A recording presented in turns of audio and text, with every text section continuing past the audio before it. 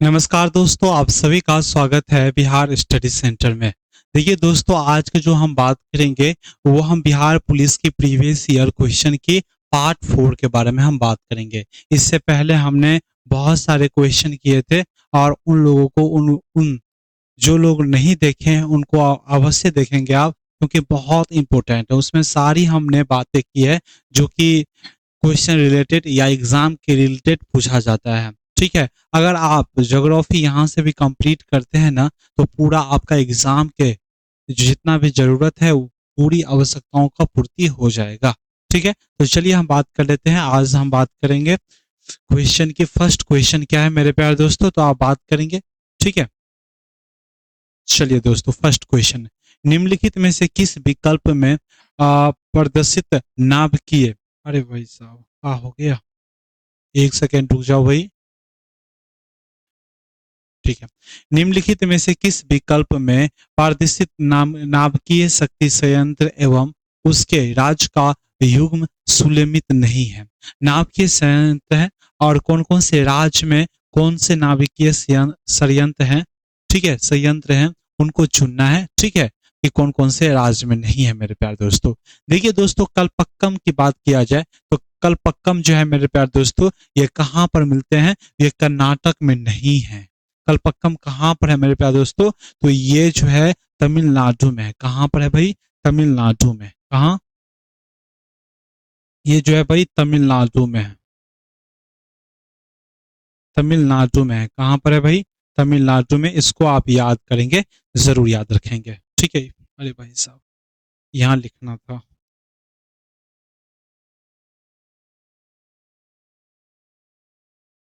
कहाँ हो गया?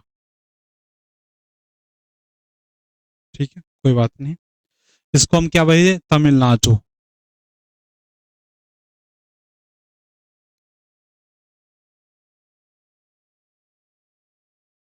छोड़ो भाई, इसको मिटाओ।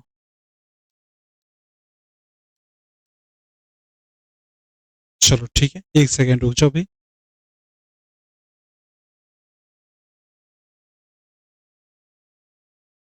चलो ठीक है, चले भाई। अब देखो भाई, कलपक्कम कहाँ पर है? तो कर्नाटक में नहीं है। तो कहाँ पर है भाई? तमिलनाडु में है। कहाँ पर? तमिलनाडु में है। इसको आप याद रखेंगे। कहाँ पर है भाई? तमिलनाडु में है।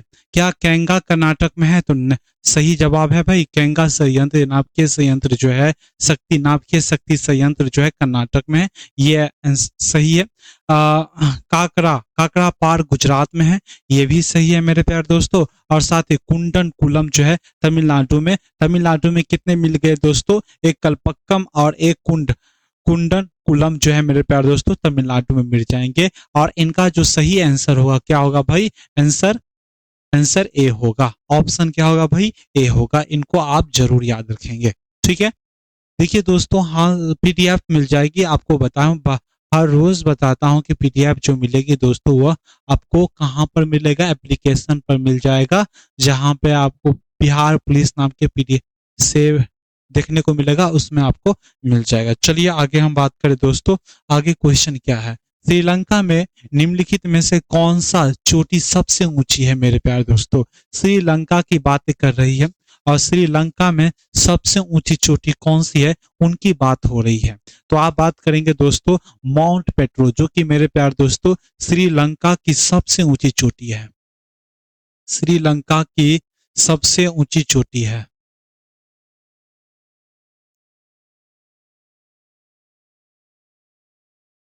ऊंची चोटी है, इनको याद रखेंगे। ठीक है, और इसे एक अलग नाम से भी जाना जाता है। इसे हम क्या कहते हैं? पेदरू थाला। पेदरू थाला। ठीक है, पेदरू थाला गाला के नाम से जानते हैं माउंट पेड्रो को। इसे अन्य नाम से भी जानते हैं, पेड्रू क्या भाई?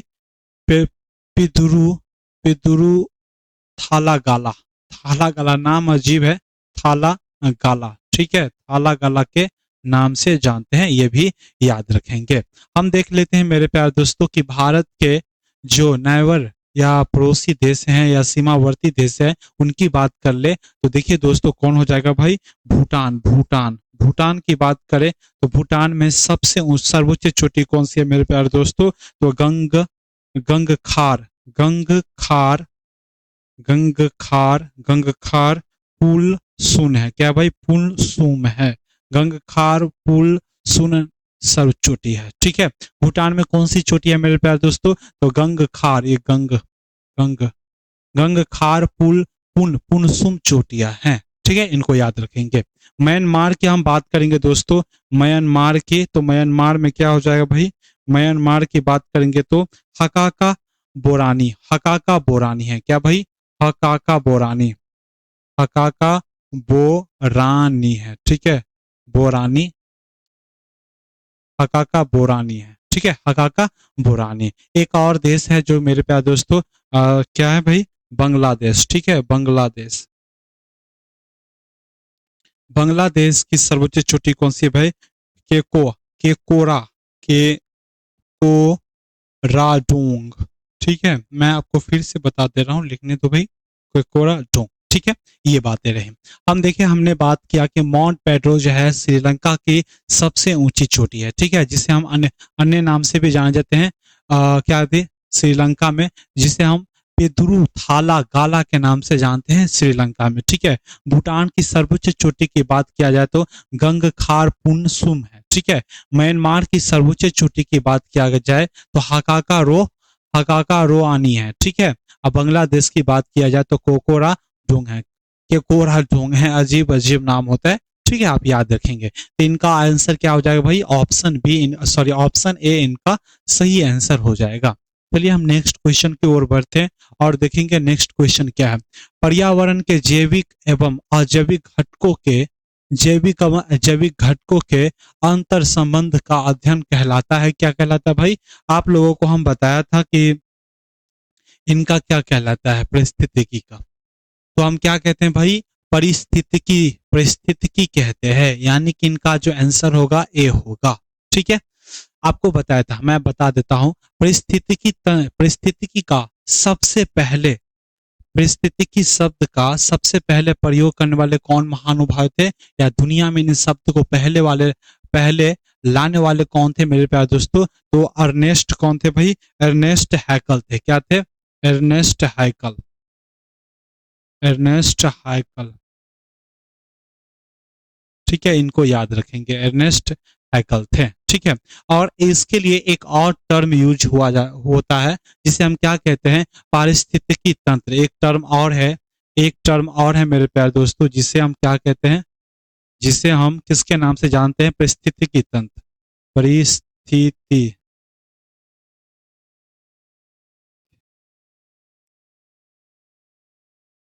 परिस्थितिकी तंत्र के नाम से जानते हैं, क्या भाई, परिस्थितिकी तंत्र के नाम से जानते हैं। और इन शब्दों को सबसे पहले प्रयोग करने वाले कौन थे मेरे प्यारे दोस्तों, जो कल की क्लास में बताया था आप लोगों को, ठीक है, जिसे हम क्या कहते हैं, एजी टॉन्सले ने, एजी टॉन्सले, एजी टॉन्सले ने,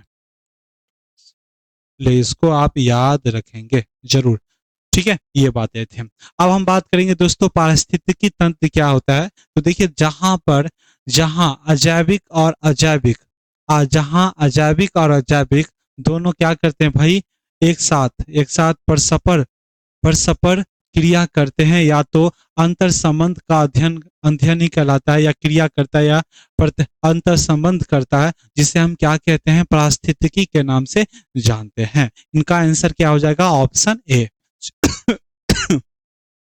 चलिए,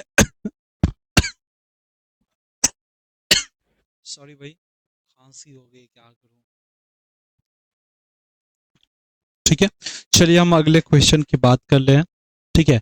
मेसेटा पठार किस देश में अवस्थित है, मेसेटा, मेसेटा पठार किस देश में अवस्थित है, तो आप लोग बताएंगे दोस्तों, आप लोगों को पठार के बारे में बताया था, ठीक है, पठार के बारे में बताया था या नहीं बताया था भाई, अभी नहीं बताया था, अब बताऊंगा। मेसेटा पर पठार कहाँ पर है मेरे प्यारे दोस्तों, तो ये स्पेन में है, यानी कि ऑप्शन नंबर सी इनका सही जवाब है, ऑप्शन नंबर सी इनका क्या है भाई, सही जवाब है। तुर्की में कौन सा है मेरे प्यारे दोस्तों, कौन से पठार है, तुर्की की बात किया जाए तो कौन से पठार है तुर्की में, तो एशिया माइनर है, क्या भाई, एशिया माइनर पठार है, एशिया माइनर, ठीक है, एशिया माइनर है। इथोपिया में क्या है, सीबिया, सीबिया, इथोपिया में क्या भी है, अभी एबीसिया, एबीसिया है, एबीसिया, एबीसिया, एसीबी। भाई नाम ऐसा ऐसा होता है कि बोलने में भी कठिनाई होती है, ठीक है। एबीसिया पठार है, कहाँ पर मेरे प्यारे दोस्तों, इथोपिया में। ईरान की बात करें तो ईरान में कौन सा है भाई, ईरान की पठार है। इनको तो याद रखना बहुत ही सिंपल हो गया, ठीक है। ईरान की पठार है, पठार लिख देता हूँ ताकि आप लोग पठारी समझे, दूसरे कुछ मत समझे, ठीक है। और मेसेटा पठार जो कि स्पेन में है, मेसेटा, ठीक है। तो इनका आंसर क्या हो जाएगा भाई, इनका जो आंसर हो जाएगा ऑप्शन सी इनका सही जवाब हो जाएगा, ठीक है। अगले क्वेश्चन की अगर हम बात करें दोस्तों, तो अगले क्वेश्चन देखेंगे कौन सा है भाई। देखिए दोस्तों, दक्षिण अमेरिका के मध्य अक्षांशीय घास के मैदान का क्या नाम है, अक्षांशीय घास के मैदान का क्या नाम है, इसकी बात करें क्या भाई, तो हम बात करेंगे, ठीक है। क्या नाम है, तो इनका जो आंसर हो जाएगा वेल, जो कि मेरे प्यारे दोस्तों दक्षिण दक्षिण अमेरिका में है। क्या है भाई, दक्षिण अमेरिका में है, ठीक है। और इंपोर्टेंट घास के मैदान की अगर हम बात करें दोस्तों, इंपोर्टेंट घास के मैदान की बात करें, सही से चलता नहीं है भाई, इरेगुलर, ठीक है। यही अच्छा था भाई।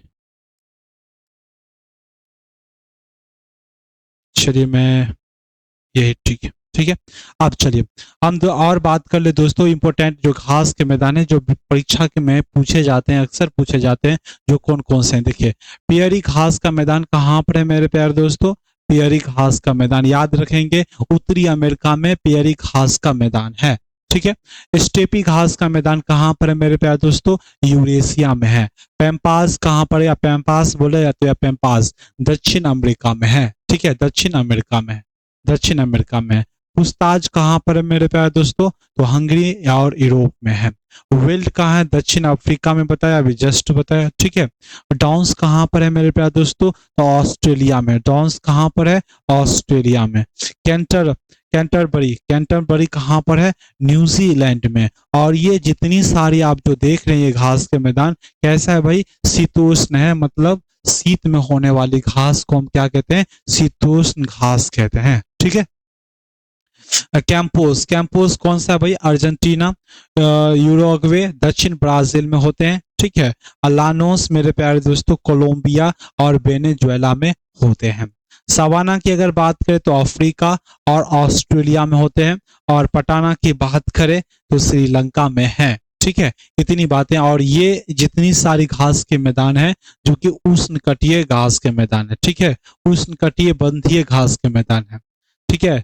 आप जानते हैं उष्णकटिबंधीय कहाँ होते हैं, उनके बीच में ये अवस्थित रहते हैं, शीतोष्ण घास, ठीक है, ठंड में होने वाले हैं, ठीक है, शीतोष्ण कटिबंधीय में होते हैं, ठीक है। जल प्रपात का निर्माण में से किस कारक के द्वारा होता है, आप लोग बताएंगे दोस्तों कि जल प्रपात कैसे निर्माण होता है, यानी कि झरना, नदी जब प्रवाहित होती है, ठीक है, जब नदियां प्रवाहित होती है, मैं आपको बता दूं, ये देखिए दोस्तों, पर्वतों से क्या, ये पर्वत है, जब यहाँ से जल या नदी प्रवाहित होती है तो कहीं एक जगह गिरती है, घाटियों के द्वारा गिरती है, जिसे हम क्या कहते हैं भाई, इस वाले भाग को, ये वाला जो भाग है जिसे हम क्या कहते हैं, झरना, या तो हम जल प्रपात के नाम से जानते हैं, जल प्रपात के नाम से जानते हैं, ठीक है। और किसके द्वारा बनता है मेरे प्यारे दोस्तों, ये नदियों के द्वारा बनता है, किसके द्वारा, नदियों के द्वारा, ठीक है, इसको याद रखेंगे, किसके द्वारा, तो ऑप्शन नंबर क्या हो जाएगा, नदी, ठीक है। आप याद रखेंगे कि भारत का सबसे ऊंचा जलप्रपात कौन सा है, सबसे ऊंचा जलप्रपात, सबसे ऊंचा जलप्रपात कौन सा है मेरे प्यारे दोस्तों, आप बताएंगे, ठीक है। और सबसे बड़ी जलप्रपात, ये भी बात याद रखेंगे, कौन है भाई, सबसे ऊंचा जलप्रपात की बात करते ये कोची है मेरे प्यारे दोस्तों, कोची, कोची, ठीक है, कोची, जो कि मेरे प्यारे दोस्तों कहाँ पर है, बराही नदी पर, और ये कहाँ पर है, कर्नाटक में, ठीक है, ये याद रखेंगे, कर्नाटक, ठीक है, कर्नाटक। और सबसे बड़ी जलप्रपात जो कि मेरे प्यारे दोस्तों क्या, कौन सी है, जोग जलप्रपात, जिसे हम क्या, जोग जलप्रपात, जिसे हम गरसप्पा जलप्रपात के नाम से भी हम जानते हैं। ठीक है, इनको भी याद रखेंगे। और ये किस नदी पर है मेरे प्यारे दोस्तों? तो शरावती नदी पर है। कहाँ पर है भाई? शरावती नदी पर। और ये भी कर्नाटक में देखने को मिलेगा। ठीक है, ये भी कहाँ पर मिलेगा? कर्नाटक में। यानी कि भारत की सबसे ऊंची जलप्रपात और सबसे बड़ी जलप्रपात आपको कहाँ देखने को मिलेगा? तो कर्नाटक में ही मिलेगा। आप बताएंगे दोस्तों, विश्व या दुनिया का सबसे ऊंची जलप्रपात, सबसे ऊंची जलप्रपात कहाँ कौन सी है भाई? ऊंची जलप्रपात आप बताएंगे। जलप्रपात में जलप्रपात कौन है भाई? दुनिया की सबसे ऊंची जलप्रपात कौन सी है भाई? आप बताएंगे, जल्दी से बताओ मेरे प्यारे दोस्तों। दुनिया की आपको बताया था क्या? जलप्रपात आपको बताया था कि जलप्रपात से काफी क्वेश्चन पूछे जाते हैं, चाहे वह भारत की जलप्रपात हो या तो वह क्या हो भाई, कहीं और की हो या विश्व को क्यों न हो। ठीक है, जलप्रपात। ठीक है, एंजिल जलप्रपात मेरे प्यारे दोस्तों कहाँ है? कहाँ पर है? कहाँ पर है एंजिल जलप्रपात, जो कि दुनिया की सबसे बड़ी जलप्रपात है, एंजिल जलप्रपात। ठीक है, जो कारो नदी पर है। कहाँ पर है भाई? कारो नदी पर है। और ये कारो नदी कहाँ है मेरे प्यारे दोस्तों? तो वेनेजुएला में है। कहाँ है भाई? वेनेजुएला में। वेने और वेनेजुएला कहाँ है मेरे प्यारे दोस्तों? ये दक्षिण अमेरिका में है, इसको याद रखेंगे। ठीक है, इसको याद रखेंगे आप। ठीक है, तो इनका आंसर क्या होगा? ऑप्शन ए इनका सही आंसर होगा। ठीक है, आगे हम बात करते हैं दोस्तों। आगे कौन सी है बातें भाई? कर्क रेखा निम्नलिखित राज्यों में से होकर नहीं गुजरती है। अब देखो भाई, यहां से ये क्वेश्चन कैसे सॉल्व किया जाए। तो देखो भाई, कर्क रेखा से अक्सर एग्जाम में पूछते हैं, और मानक समय या इंडियन स्टैंडर्ड टाइम से भी क्वेश्चन पूछे जाते हैं। ठीक है, इन दोनों में आपको अच्छे से आनी चाहिए। ठीक है, तो चलिए हम कर्क रेखा की बात कर ले। तो ये देखिए हमारा प्यारा सा भारत मेरे प्यारे दोस्तों, ये हमारा प्यारा सा भारत, जो कि आपको बता दूं कर्क रेखा कहाँ कहाँ से गुजरती है, तो वो आपको बता दूं। देखो दोस्तों, पहली बात, ये कर्क रेखा को गुजरात से होकर ऐसे गुजरती है। तो यहाँ पर आ जाएगा भाई गुजरात आ जाएगा।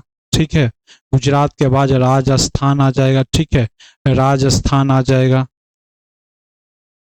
ये पेन क्या बताऊं यार, राजस्थान। मध्य प्रदेश आ जाएगा भाई। क्या आ जाएगा? मध्य प्रदेश आ जाएगा, बस शॉर्ट फॉर्म लिखते हैं। मध्य प्रदेश के बाद क्या हो जाएगा? छत्तीसगढ़ आ जाएगा। ठीक है, छत्तीसगढ़। छत्तीसगढ़ के बाद क्या आ जाएगा भाई? झारखंड आ जाएगा। झारखंड के बाद वेस्ट बंगाल आ जाएगा। ठीक है, और वेस्ट बंगाल के बाद त्रिपुरा और मिजोरम आ जाएगा। ठीक है, ठीक है, बात करें। ठीक है, कर्क रेखा की और हम बात कर ले तो कौन कौन से राज्य से गुजरती है आपको बता दिया हूं। ठीक है, कौन कौन राज्य से गुजरती है। और मेरे प्यारे दोस्तों, इसे हम क्या कहते हैं? 23.5 डिग्री रेखा कहते हैं। 23.5 डिग्री, 23.5 डिग्री अक्षांशीय रेखा के नाम से जाने जाते हैं। अक्षांशीय, अक्षांशीय रेखा के नाम से जाने जाते हैं। ठीक है, और मेरे प्यारे दोस्तों, ये भारत के बीचों बीच से गुजरती है, और ये भारत को दो भागों में बांट देती है। कुल कितने राज्यों से गुजरती है मेरे प्यारे दोस्तों? ये कुल 8 राज्यों से होकर गुजरती है। 8 राज्यों से होकर गुजरती है। ये बातें फिर से बता दूं कौन कौन राज्य है। तो भाई गुजरात है, गुजरात हो जाएगा। गुजरात के बाद राजस्थान,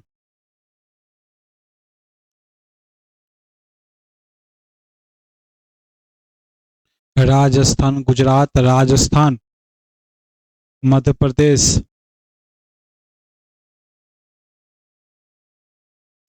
मध्य प्रदेश, मध्य प्रदेश के बाद छत्तीसगढ़, छत्तीसगढ़ के बाद झारखंड, झारखंड के बाद क्या हो जाएगा भाई? पश्चिम बंगाल,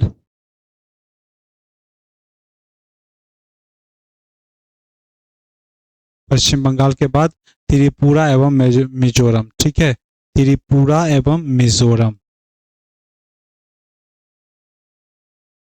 इतने राज्यों से होकर गुजरती है, ठीक है। और हम बात करें दोस्तों ये त्रिपुरा और मिजोरम, ठीक है। अब हम बात करें इसमें कुल कितने राज्य हैं भाई, 8 राज्य हैं। कितने भाई, 8 राज्य हैं। कितने राज्यों से होकर गुजरती है, इनको याद रखेंगे। अब बात करेंगे दोस्तों कि भारत में तटीय राज्य, ठीक है। एक चीज और याद रखेंगे कि इस कर्क रेखा पर कौन से राज्य के जिला स्थित हैं। तो मेरे प्यारे दोस्तों इसी कर्क रेखा पर कौन से जिला स्थित है, तो रांची, जो कि मेरे प्यारे दोस्तों किसकी राजधानी है, रांची, जो कि मेरे प्यारे दोस्तों झारखंड की राजधानी है।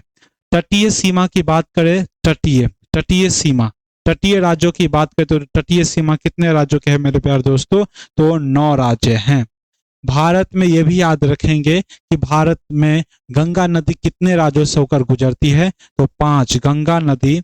गंगा नदी आप लिख लो, शॉर्ट फॉर्म में लिखा रहा हूं। गंगा नदी कितने राज्यों से गुजरती है, तो 5 राज्य से। कौन मेरे प्यारे दोस्तों, यूके यानी कि उत्तराखंड, यूपी, ठीक है, बिहार, बिहार के बाद वेस्ट बंगाल, इन 5 राज्यों से होकर गंगा प्रवाहित होती है, ठीक है। अब एक और बात याद रखेंगे मेरे प्यारे दोस्तों कि बस इतना काफी है कि और बता दूं, आप बताओ इतना काफी है या और बता दूं। हाँ, इतनी बातें समझ में आ गई। मानक समय की हम बात कर लेते हैं। मानक समय की अगर हम बात करें दोस्तों तो ये क्या है भाई, 82.5 डिग्री, ये भी 23.5 डिग्री अक्षांशीय रेखा था, और ये 82.5 डिग्री पूर्वी देशांतर है। क्या है भाई, पूर्वी देशांतर, ठीक है, देशांतर है। ये कितने राज्यों से होकर गुजरती है, तो ये 5 राज्यों से होकर गुजरती है। कौन कौन मेरे प्यारे दोस्तों, तो यूपी, मध्य प्रदेश, ठीक है, मध्य प्रदेश, छत्तीसगढ़ से भी गुजरती है। क्या, छत्तीसगढ़ याद रखेंगे, छत्तीसगढ़ और उड़ीसा और आंध्र प्रदेश, उड़ीसा और आंध्र प्रदेश से होकर गुजरती है, ठीक है। आंध्र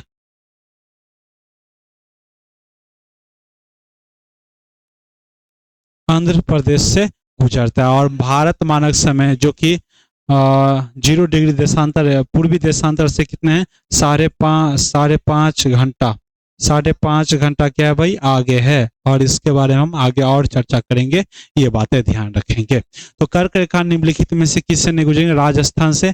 राजस्थान में मेरे प्यारे दोस्तों कर्क रेखा सबसे कम गुजरती है, ठीक है, ये बातें याद रखेंगे। मिजोरम में इससे भी गुजरती है, त्रिपुरा, लेकिन मणिपुर से नहीं गुजरती है मेरे प्यारे दोस्तों। तो आंसर इनका ऑप्शन क्या हो जाएगा, डी। और सबसे ज्यादा कर्क रेखा कहाँ पर है, तो मेरे प्यारे दोस्तों एमपी में सबसे लंबी है, ठीक है, लंबी है, यहाँ पे आप याद रखेंगे। इतनी बातें हमने बात की इनके बारे में, ठीक है, इतनी बातें आप याद रखेंगे। आगे हम बात करेंगे दोस्तों आगे कि भारतीय भूमि को लगभग 2 बराबर हिस्सों में विभाजित करता है, ठीक है। आपको अभी जस्ट बताया कि कौन से रेखा जो है भारत के 2 भागों में बांटती है। तो देखिए दोस्तों ये भारत था, आपको बताएं, जो कि ये मेरे प्यारे दोस्तों कौन से रेखा के नाम से जानते हैं, ठीक है। ये है कौन सी रेखा, ये है कर्क रेखा मेरे प्यारे दोस्तों। ये क्या है, कर्क रेखा, जो कि भारत को 2 भागों में बांट देती है। क्या है भाई, कर्क रेखा, ठीक है, इसको याद रखेंगे। यानी इसका जो ऑप्शन क्या होगा, बी होगा। आगे हम बात करते हैं दोस्तों, आगे है कि बिंदु जहां भूकंप की उत्पत्ति होती है वह कहलाता है, क्या अभिकेंद्र कहलाता है, या भूकंप केंद्र कहलाता है, या भ्रंश रेखा कहलाता है, या वलय अक्ष कहलाता है। इनकी हम बातें करेंगे, भूकंप की बातें करेंगे। देखिए दोस्तों हम जिस स्थान पर रह रहे हैं, या जिस जगह पर रह रहे हैं, या जिस स्थल खंड पर रहते हैं, उनकी जो मोटाई है कितनी है भाई, 100 से 200 किलोमीटर है। मान लो कि ये क्या है भाई, ये एक क्या है भाई, स्थल खंड है। ये 100 से 200 किलोमीटर की ऊंचाई पर है। क्या है भाई, 100 से 200 किलोमीटर की ऊंचाई पर है। ये क्या है, कोई स्थल खंड है, और ये 100 से 200 की मीटर के 100 से 200 किलोमीटर की ऊंचाई है, ठीक है। अब देखो दोस्तों, भूकंप जहां से भी आती है तो एक अभी केंद्र होते हैं, जैसे ये एक बिंदु होती है, आपको पता है कि यहाँ पर मेरे प्यारे दोस्तों मैग्मा चेम्बर होते हैं। ठीक है, क्या होते हैं भाई? Magma chamber. एक जहां से भूकंप निकलती है और एक जहां पहुंचती है। ठीक है, दो बिंदु होती है, दो पॉइंट होती है, जिससे जहां से भूकंप हो, जहां भूकंप जहां से जिस स्थान से भूकंप आती है, उस इस बिंदु को हम क्या कहते हैं मेरे प्यारे दोस्तों? इस पॉइंट को हम क्या कहते हैं? भूकंप भूकंप तरंग कहते हैं। ठीक है, भूकंप केंद्र कहते हैं। ठीक है, क्या कहते हैं भाई? भूकंप केंद्र। और यहाँ से भूकंप जब निकलती है तो जिस स्थान पर हलचल सबसे पहले पैदा करती है सतह पर, तो उसे हम क्या कहते हैं भाई? अधिकेंद्र के नाम से जानते हैं, जिसे हम एपी सेंटर के नाम से जानते हैं। क्या भाई? एपी सेंटर, अधिकेंद्र या एपी सेंटर कहते हैं। क्या कहते हैं? एपी सेंटर कहते हैं। ठीक है, इसको याद रखेंगे। और ये जो बिंदु होती है एक दूसरे के अपोजिट होती है। जहां मान लीजिए ये बिंदु यही है तो इनके सामने अपोजिट डायरेक्शन में होंगे, इनके सीधे होंगे। तो ठीक है, तो वैज्ञानिक सब जो पता लगाता है तो सबसे पहले ये देखता है कि भूकंप की हलचल यानी कि अधिकेंद्र कहाँ है, और उसके विपरीत जो पॉइंटें होगी वहीं से भूकंप आई होगी। इनकी बातें की गई है। ठीक है, भूकंप की बात करें, भूकंप का आना यानी कि भूकंप तरंगों का आना। ठीक है, भूकंप का आना यानी कि भूकंप भूकंप का आना भूकंप का आना यानी कि मेरे प्यारे दोस्तों भूकंप तरंगों का आना, तरंगों का आना। ठीक है, भूकंप तरंगों का आना। और भूकंप तरंग कितने भागों में आते हैं भाई? कितने प्रकार होते हैं भूकंप तरंग के? तो तीन प्रकार के होते हैं। एक तो मेरे प्यारे दोस्तों आप बात करेंगे, एक जो होते हैं जिसको हम प्राइमरी प्राइमरी तरंग कहते हैं। क्या कहते हैं भाई? प्राइमरी तरंग। दूसरी जो हम सेकेंडरी तरंग कहते हैं, सेकेंडरी तरंग कहते हैं। ठीक है,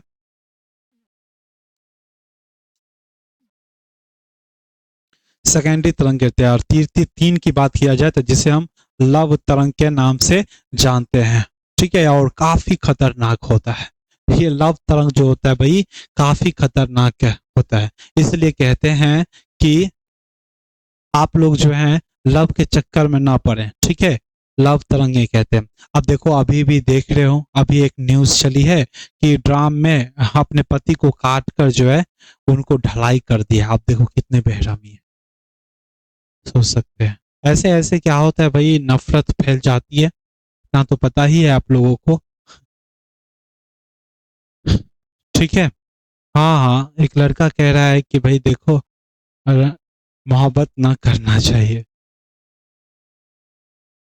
ठीक है, करना भी चाहिए, नहीं भी करना चाहिए, सबकी अपनी अपनी विचार होती है। तो भाई लव तरंग होती है, काफी खतरनाक होती है प्राइमरी, जो कि ये मेरे प्यारे दोस्तों तीनों अवस्थाओं से गुजरती है। ठीक है, और हम बात करेंगे दोस्तों भूकंप के बारे में, और बात करेंगे तो क्या क्या भूकंप के बारे में हम देख लेंगे।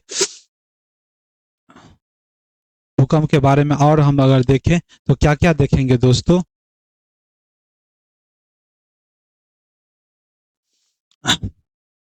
इतनी बात आपको समझ में आ गई होगी। देखिए दोस्तों, भूकंप को अध्ययन को हम क्या कहते हैं? तो सिस्मोलॉजी कहते हैं। क्या कहते हैं? भूकंप के अध्ययन को हम क्या कहते हैं भाई? भूकंप के अध्ययन को हम क्या कहते हैं? सिस्मोलॉजी कहते हैं। क्या कहते हैं भाई? सिस्मोलॉजी कहते हैं। सिस्मोलॉजी कहते हैं। क्या कहते हैं भाई? सिस्मोलॉजी कहते हैं। दूसरी बात है भूकंप भूकंप भूकंप को कैसे पता भूकंप को पता करने वाले को क्या कहते हैं भाई? भूकंप कैसे पता चलता है? किन से मशीन से, किससे? भूकंप तरंगों को कैसे कैसे पता किया जाता है? पता लगाने के लिए कौन से यंत्र का प्रयोग किया जाता है? तो सिस्मोग्राफ, याद रखेंगे भाई, सिस्मोग्राफ। ठीक है, ग्राफ याद रखेंगे। ठीक है, देखिए दोस्तों, आपको बुखार लगता है और कोई आपके फैमिली मेंबर जो कि आपको चेक करता है, ठीक है, और चेक करता है तो पता चल जाता है कि उनको बुखार है।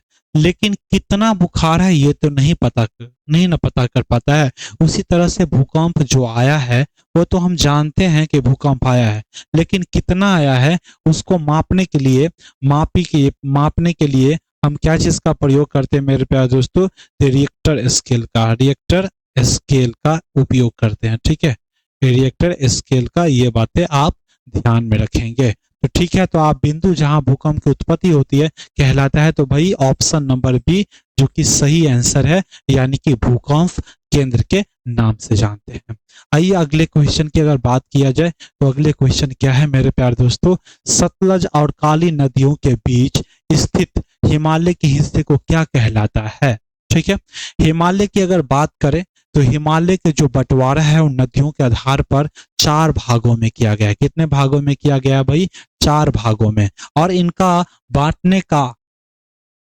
बांटने का श्रेय किसे जाता है भाई? तो सिडनी बुराल्ट को। देखिए दोस्तों, ये हिमालय है, ठीक है, ये हिमालय है, तो इसे 3 भागों में बांटा गया। एक सिंधु नदी आएगा भाई, सतलज नदी आएगा, सतलज के बाद काली आएगा, काली के बाद तीस्ता आएगा, और तीस्ता के बाद दिहांग नदी। ठीक है, ये हिमालय जो कि सिडनी बुराल्ट ने नदियों के आधार पर इनको बांटा गया है। ठीक है, सिंधु नदी, ये क्या लिख देता हूं? सिंधु नदी, सिंधु नदी, दूसरे सिंधु नदी। ठीक है,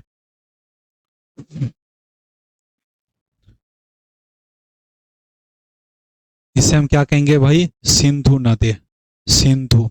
इसको हम क्या कहेंगे भाई? सतलज, सतलज। इसे हम क्या बोलेंगे भाई? काली। और इसको हम बोलेंगे तीस्ता, और इसको भाई दिहांग, दिहांग नदी। ठीक है, ये बातें याद रखेंगे। अब देखेंगे दोस्तों, इस दोनों का जो बीच का हिमालय है, सिंधु और सतलज का जो बीच का हिमालय को क्या कहते हैं मेरे प्यारे दोस्तों? पंजाब हिमालय कहते हैं। क्या कहते हैं? पंजाब हिमालय के नाम से जाने जाते हैं। हिमालय, पंजाब हिमालय। ठीक है, सतलज और काली का बीच, सतलज और काली नदी के बीच को हिमालय को क्या कहते हैं मेरे प्यारे दोस्तों? कुमायूं हिमालय के नाम से जानते हैं। क्या भाई? कुमायूं, कुमायूं हिमालय। ठीक है, और वहीं हम काली और तीस्ता की नदी की हिमालय को क्या कहते हैं मेरे प्यारे दोस्तों? पंजाब हिमालय, नेपाल हिमालय। ठीक है, नेपाल हिमालय,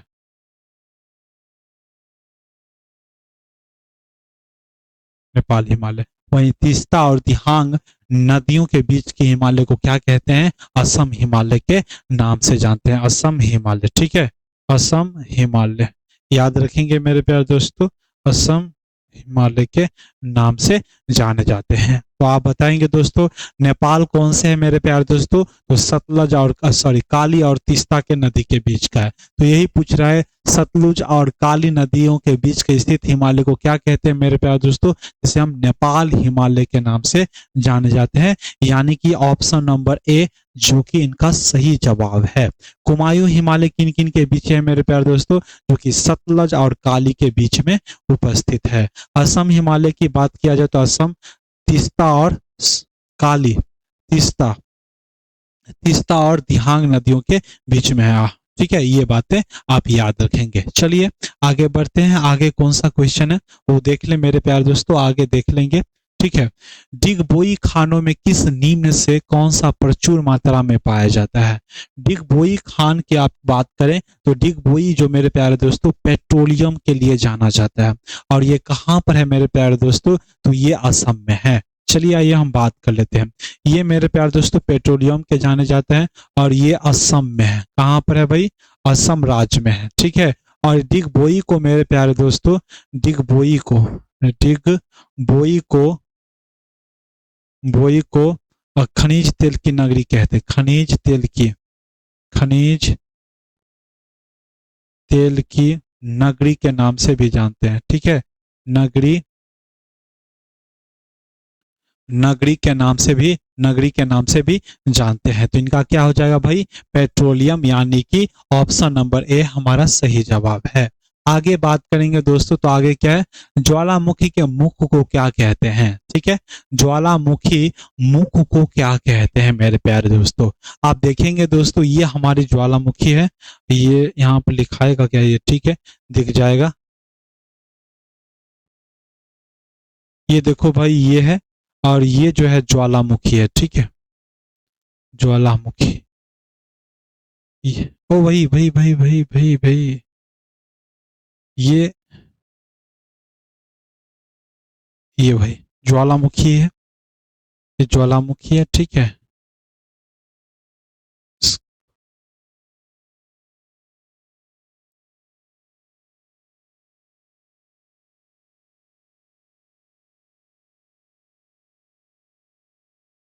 ठीक है, ये ज्वालामुखी है।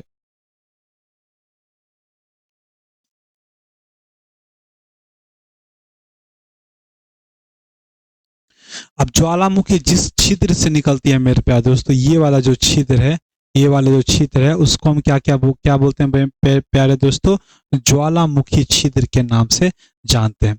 ज्वालामुखी यानी कि जिस छिद्र से मैग्मा बाहर आती है, उसे हम क्या कहते हैं, ज्वालामुखी छिद्र कहते हैं। क्या कहते हैं भाई, ज्वालामुखी छिद्र, छिद्र के नाम से जानते हैं। ठीक है, और ज्वालामुखी जिस छिद्र से बाहर आती है, जो कि ऊपरी सतह है, ये वाला जो भाग है, ये जिसे हम क्या कहते हैं मेरे प्यारे दोस्तों, मुंह है, ये मुख है, मुख, जिसे हम क्रिएटर के नाम से जानते हैं। क्या भाई, क्रिएटर के नाम से जानते हैं। ठीक है, अब यहाँ देखिए मेरे प्यारे दोस्तों, इससे क्या निकलती है भाई, लावा निकलती है। क्या निकलती है, लावा। इस मुख से क्या, लावा निकलती है। क्या भाई, इस मुख से क्या निकलती है, लावा निकलती है। ठीक है, लावा निकलती है, ये लावा। ठीक है, एक बात आप याद रखेंगे कि ये धरातल है, ये क्या है भाई, धरातल है। तो धरातल से बाहर जब रहेगा, धरातल के अंदर रहेगा, उसे हम क्या कहते हैं, मैग्मा कहते हैं। क्या कहते हैं भाई, मैग्मा। ठीक है, और धरातल के बाहर रहेगा तो उसे हम क्या कहेंगे भाई, लावा कहेंगे। ये बातें आपको ध्यान में रखेगी, रखनी पड़ेगी। ठीक है, चलिए हम बात कर लेते हैं इनकी। तो देखिए दोस्तों,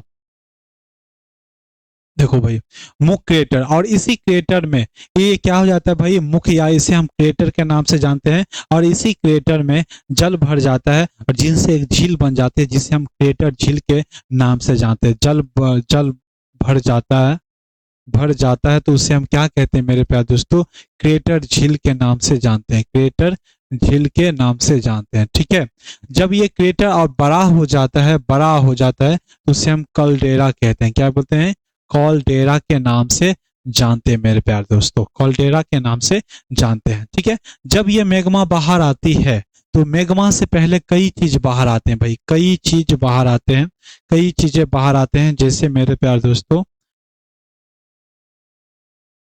चीज बाहर आते हैं, पहला जो स्थान है, कई चीज बाहर आते हैं। जैसे पहले जो आते हैं, धुआं आते हैं भाई, धुआं, गैस, गैस आते हैं, और जल वाष्प आते हैं। ठीक है, जल वाष्प आते हैं। ठीक है, जल वाष्प आते हैं, और जो कि मेरे प्यारे दोस्तों, आपको जल वाष्प जो देखने को मिलेगा, वो 60 से 80%, 60 से 90% याद रख ले, 60 से 90% जो है जल वाष्प निकलते हैं।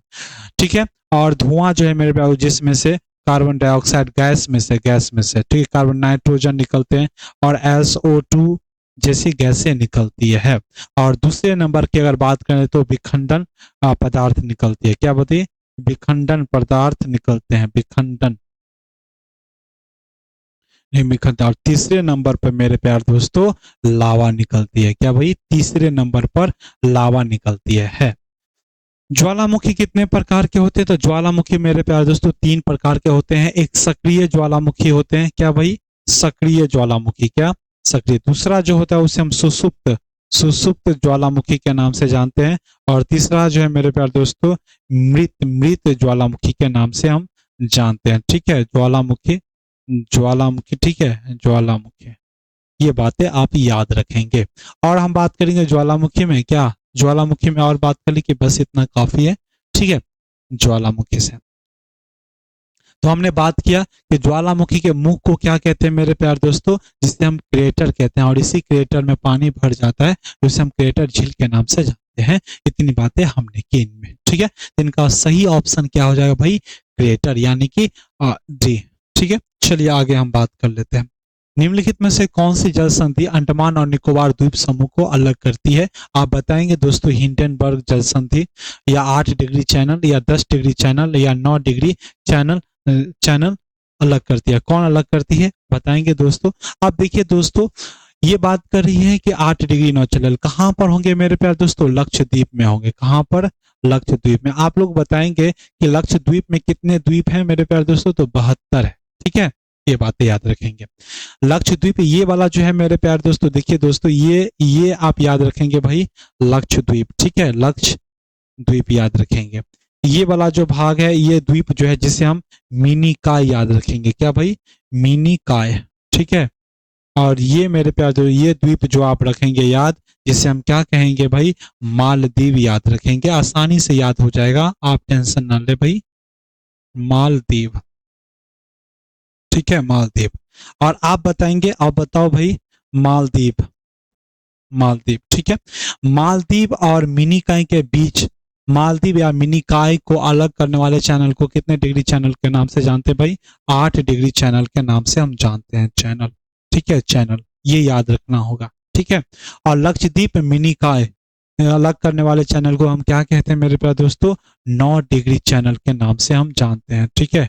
9 डिग्री चैनल के नाम से हम जानते हैं। तो ये बातें आप रखेंगे। इस तरह से अगर आप पढ़ेंगे तो याद हो जाएगा। पहले मालदीव, मिनिकॉय, लक्षद्वीप, तो आपको कहीं पर भी कोई दिक्कत नहीं होगी। इनका जो आंसर हो जाएगा मेरे प्यारे दोस्तों, क्या है भाई? अंडमान और अंडमान और द्वीप समूह को अलग करने वाला, ठीक है। अंडमान और द्वीप समूह को अलग करने वाला ये है। अब देखिए दोस्तों, अंडमान, ये वाला जो अंडमान है और निकोबार है, अंडमान निकोबार के द्वीप को अलग करने वाले के कितने डिग्री कहते हैं भाई? तो 10 डिग्री चैनल कहते हैं। क्या भाई? 10 डिग्री चैनल कहते हैं। और जिसे आप लोगों के इससे पहले वाले क्लास में मैंने अच्छी तरह से बता चुका था। बस हमने ये अंडमान लक्षद्वीप की बातें नहीं की गई थी, लेकिन अंडमान निकोबार की बहुत बेहतरीन से बातें की गई थी। तो कितने होंगे मेरे प्यारे दोस्तों अंडमान निकोबार के? अंडमान, ठीक है, तो 10 डिग्री चैनल, ठीक है। ये बातें याद रखेंगे, इनका आंसर हो जाएगा। चलिए नेक्स्ट क्वेश्चन पर। ये क्वेश्चन रिपीटेशन हो गया है। भारत और चीन के बीच सीमा रेखा को हम क्या कहते हैं मेरे प्यारे दोस्तों? तो मैकमोहन लाइन। मैकमोहन लाइन किस किस के बीच है? तो भारत और चीन के बीच है मेरे प्यारे दोस्तों, भारत और चीन के बीच है, ठीक है। डुरंट लाइन मेरे बात करेंगे दोस्तों, तो ये अफगानिस्तान, अफगानिस्तान मेरे प्यारे दोस्तों, अफगानिस्तान, अफगानिस्तान, अफगानिस्तान और पाक के बीच में, ठीक है, पाक और अफगानिस्तान के बीच में। रेड क्लिफ लाइन की बात किया जाए तो भारत और पाकिस्तान, ठीक है, भारत और पाकिस्तान, ठीक है। और 24वीं समांतर रेखा की अगर बात किया जाए किस किस के बीच है मेरे प्यारे दोस्तों? तो ये उत्तरी कोरिया और दक्षिणी कोरिया, साउथ कोरिया एवं साउथ कोरिया और नॉर्थ कोरिया के बीच है, ठीक है। ये बातें याद रखेंगे। इनका जो आंसर हो जाएगा भारत और चीन के बीच क्या है भाई? तो मैकमोहन लाइन है, यानी कि इनका जो आंसर है ऑप्शन नंबर बी है, ठीक है। अगले क्वेश्चन की बात करेंगे दोस्तों। निम्न में से कौन सा पुनर्निर्विकृत संसाधन नहीं है? पुनर्निर्विकृत संसाधन का मतलब भाई नवीकरणीय संसाधन नहीं है, ठीक है। नवीकरणीय, इनका नाम लिख दो तो भाई नवीकरणीय संसाधन, नवीकरणीय संसाधन, ठीक है। अनवीकरणीय और नवीकरणीय संसाधन किसे कहते हैं? जो आप लोगों को इससे पहले नवीकरणीय, ठीक है। आप देखिए दोस्तों, नवीकरणीय संसाधन किसे कहते हैं? तो भाई जिसे हम दोबारा नहीं बना सकते हैं, जैसे कोयला हो गया, कोयला एक बार अगर खत्म हो जाती है तो इसे हम दोबारा नहीं बना सकते हैं, जिसे हम क्या कहते हैं भाई? अनवीकरणीय संसाधन कहते हैं, ठीक है। जिसे कोयला, ठीक है, कोयला क्या लोहा खत्म हो जाएगा तो दोबारा बना सकते हैं? तो नहीं मेरे प्यारे दोस्तों। पेट्रोलियम, पेट्रोलियम भी नहीं बना सकते हैं, ठीक है, पेट्रोलियम भी नहीं बना सकते हैं। साथ में हम देखेंगे पेट्रोलियम प्राकृतिक गैस, ये भी नहीं बना सकते हैं, ठीक है। नवीकरणीय संसाधन जिसे हम बार बार बना सकते हैं, जैसे सौर ऊर्जा, जब तक सूरज रहेगी मेरे प्यारे दोस्तों तो हम बनाते रहेंगे, ठीक है। ज्वार ऊर्जा, जब तक ज्वार आते रहेंगे बनाते रहेंगे, ठीक है। भूतापीय ऊर्जा, ठीक है। पवन ऊर्जा, ये सब कौन है मेरे प्यारे दोस्तों, तो ये है नवीकरणीय संसाधन। तो आप बताएंगे दोस्तों सौर ऊर्जा कैसा, सौर ऊर्जा नवीकरणीय संसाधन है, ये बातें की गई है। लो अयस्क, अगर मान लो भाई लो अयस्क एक बार खत्म हो जाता है तो दोबारा बनेगी क्या, तो नहीं बनेगी। तो इनका ऑप्शन जो हो जाएगा मेरे प्यारे दोस्तों, ऑप्शन नंबर बी हो जाएगा। वन्य प्राणी, ये भी क्या है, बार बार आते रहते हैं, ठीक है। ये क्वेश्चन, अगले क्वेश्चन की अगर हम बात करें दोस्तों, तो पर्वतमाला व्यवहारिक रूप से उत्तर और दक्षिण भारत के बीच सीमा का निर्माण करता है। आप देखो दोस्तों, आपको बताया था कि भारत को दो भागों में अलग करने वाले रेखा को क्या कहते हैं मेरे प्यारे दोस्तों, जिसे हम कर्क रेखा के नाम से जानते हैं। लेकिन यहाँ पर पूछ रहा है आप लोगों से कि कौन से पर्वत श्रेणियां हैं जिनसे भारत जो है अलग होती है, भारत को, दक्षिण भारत और उत्तर भारत को अलग करती है। तो याद रखेंगे मेरे प्यारे दोस्तों, विंध्यन पर्वत श्रेणी, क्या भाई, विंध्यन, विंध्यन पर्वत श्रेणी, ठीक है, विंध्यन पर्वत श्रेणी, ठीक है। इसका आंसर क्या हो जाएगा, बी, सॉरी ए हो जाएगा, ठीक है। इतनी बातें आप याद रखेंगे। अगले क्वेश्चन की अगर हम बात करें दोस्तों, तो अगला क्वेश्चन देखो भाई, Himalayan, Himalayan yew, Himalayan yew किस राज्य में पाया जाता है। पहले तो ये देख ले दोस्तों, हिमालय ईव जो है एक पौधे का नाम है, ठीक है, जो औषधि गुणों से परिपूर्ण होता है। क्या होता है भाई, परिपूर्ण होता है, ठीक है। इसमें औषधि के गुण बहुत मात्रा में पाए जाते हैं और ये कहाँ पे, अरुणाचल प्रदेश और हिमाचल प्रदेश में पाए जाते हैं, हिमाचल, ठीक है। ये क्या, कहाँ कहाँ पाए जाते हैं, अरुणाचल प्रदेश और हिमाचल प्रदेश में पाए जाते हैं, जो कि इनका जो आंसर होगा मेरे प्यारे दोस्तों, बी आंसर होगा। एक और लिख लो भाई, हिमाचल प्रदेश,